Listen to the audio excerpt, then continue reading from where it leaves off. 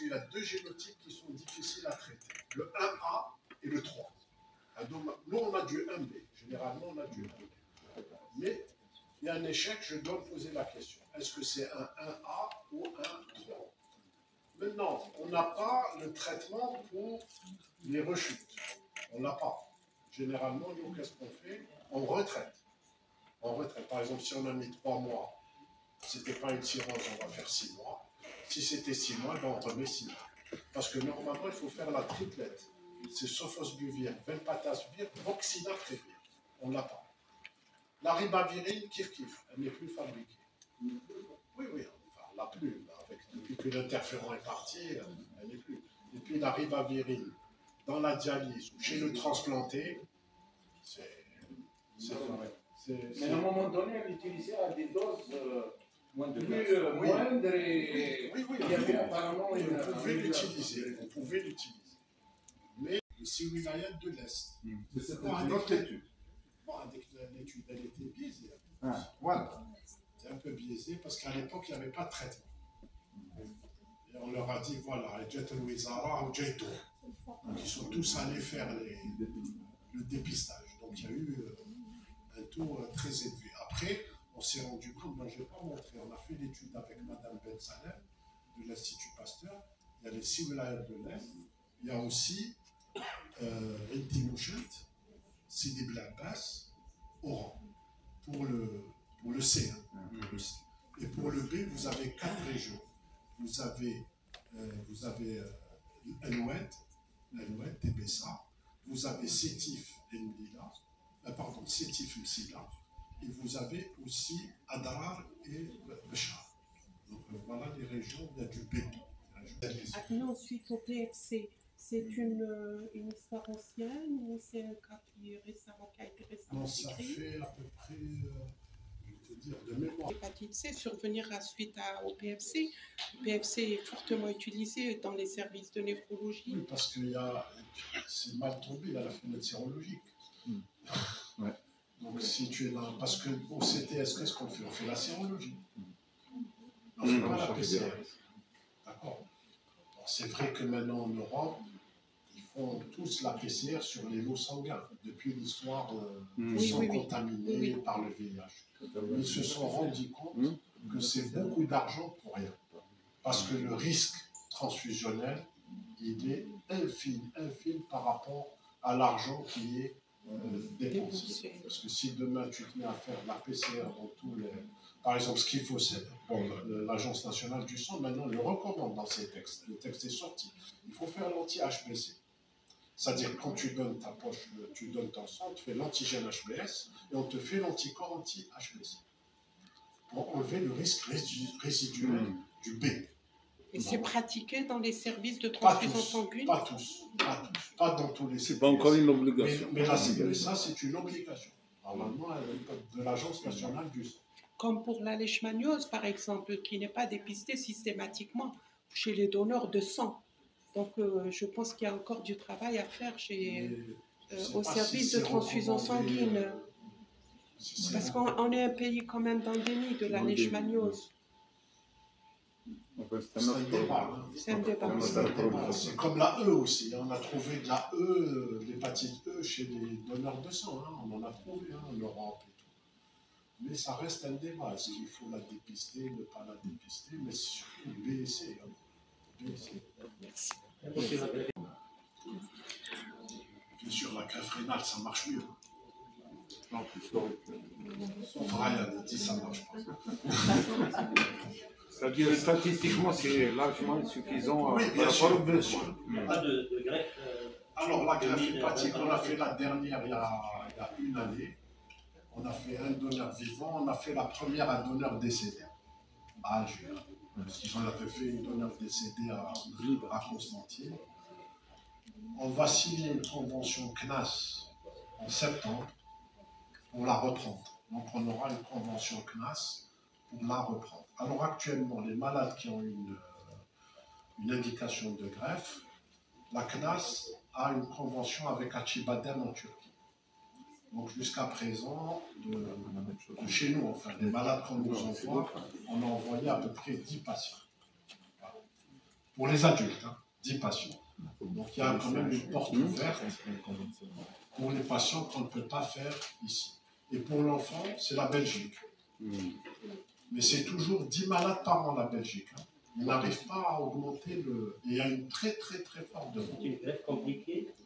Oui, la greffe hépatique, c'est-à-dire l'environnement qu'il faut pour la greffe hépatique est plus lourd. C'est surtout l'environnement de réa, beaucoup plus. Et bien sûr, en donneur vivant, je n'apprends rien, il y a plus de risques chez le donneur hépatique qu'un donneur rénal. Voilà. Est-ce que le foie se régénère? Oui, bien sûr. C'est le secret de l'intervention. C'est la régénération. C'est ça le secret de l'intervention. Vous avez parlé de 11 patients. Alors ça, c'était de transjugulaire. Oui, alors ça, c'était un travail de thèse de Mia, de l'HCA, mais qui n'a pas terminé son travail. Parce qu'elle a une ankylose, le poignet. N'arrive pas à écrire. Donc je lui ai dit, ma fille, soit tu écris ton travail, tu le présentes, sinon on ne peut pas faire... Parce que c'est un travail très intéressant. On a fait fibroscan, le malade vient, il fait le fibroscan, il fait la biopsie transjugulaire et on compare. C'est à Mustapha? Oui, à Mustapha. On a fait 30 malades et puis après on n'a pas écrit. C'est dommage. La transjugulaire. C'est vrai, par exemple, si tu as une double greffe, ah oui, c'est bien si tu as une transjugulaire, parce que tu pourras voir si tu peux poser l'indication de ta transplantation rénale sans problème. Voilà. Mais je veux dire, aller faire de la transjugulaire chez tous les dialysés, là, c'est dépassé, ça. Voilà. De toute façon, c'est pas le néphrologue. Pendant la greffe, il faut faire les immunoglobulines.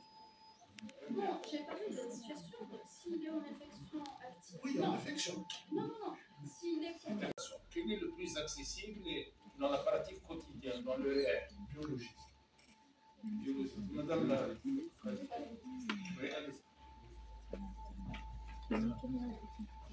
même si HBE. Mais il y a la plateforme, mais les réactifs, ils sont toujours en rupture. C'est beaucoup plus à la charge virale. Actuellement, même la charge virale, elle est en rupture. Un traitement d'une infection chronique B sans une charge virale.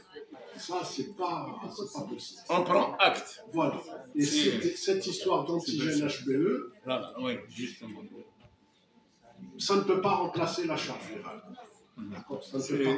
C'est plus réaliste, c'est plus efficace. Voilà. 7000 dinars, ça vaut le coup.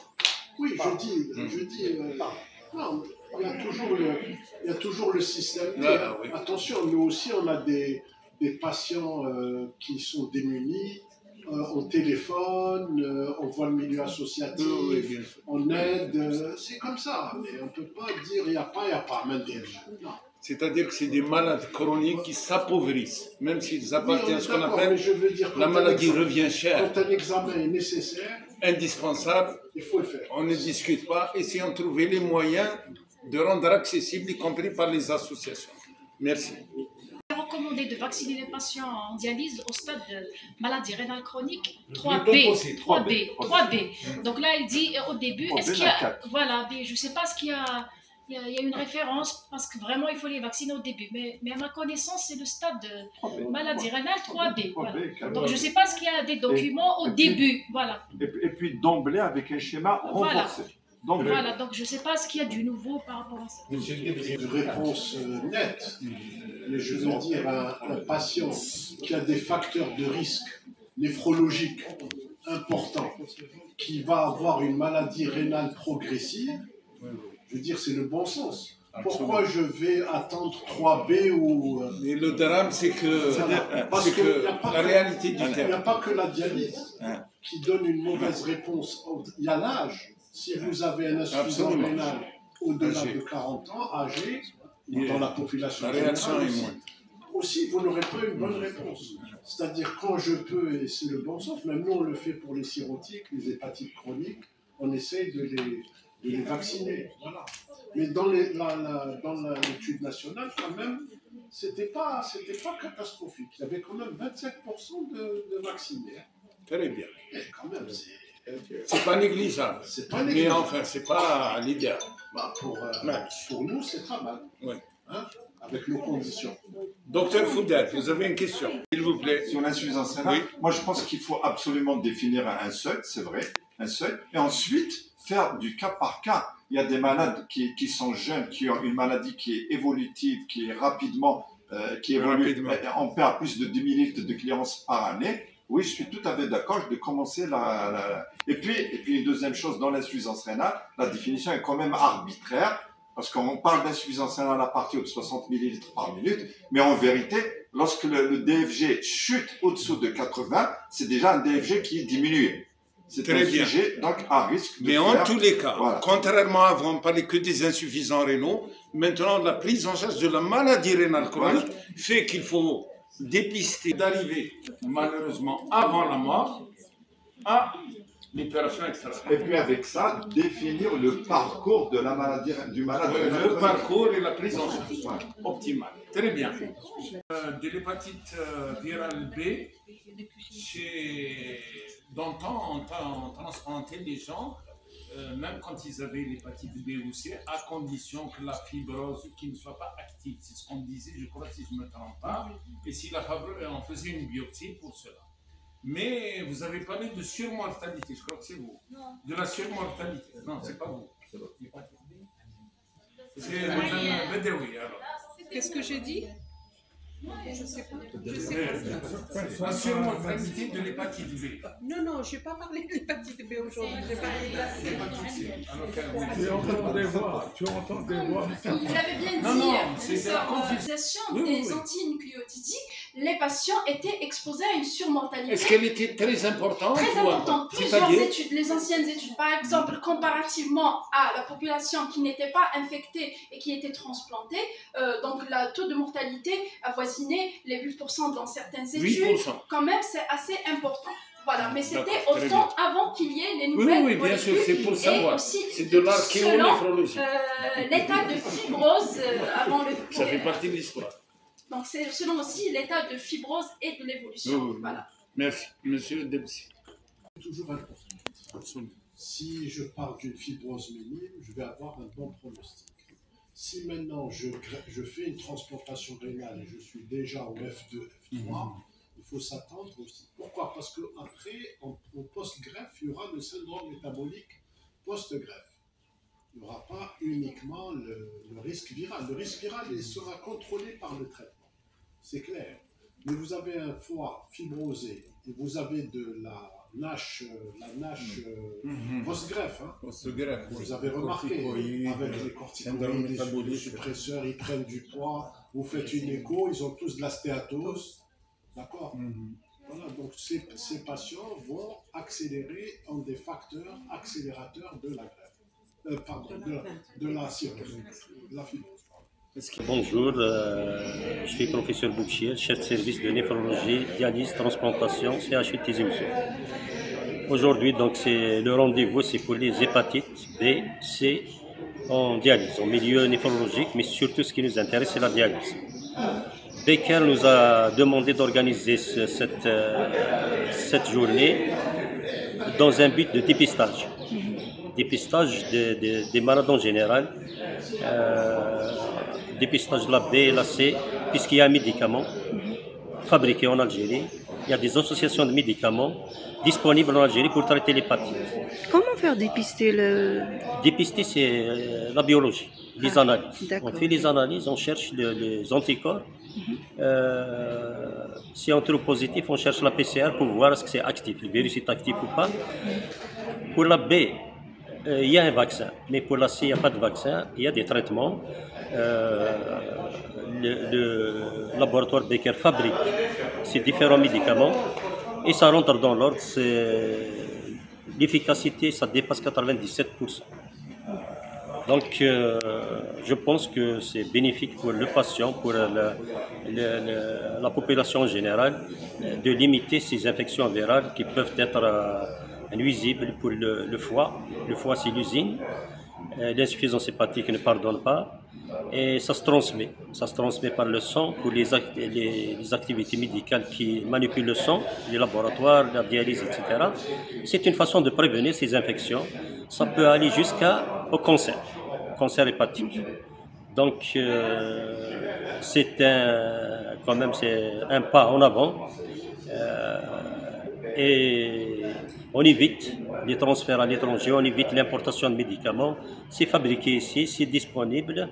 Et 12 semaines en moyenne de traitement, l'efficacité est reconnue. Les médicaments sont reconnus également. Les dépistages sont recommandés également par l'IPA. Je pense qu'on est en avance dans le bon sens. D'accord.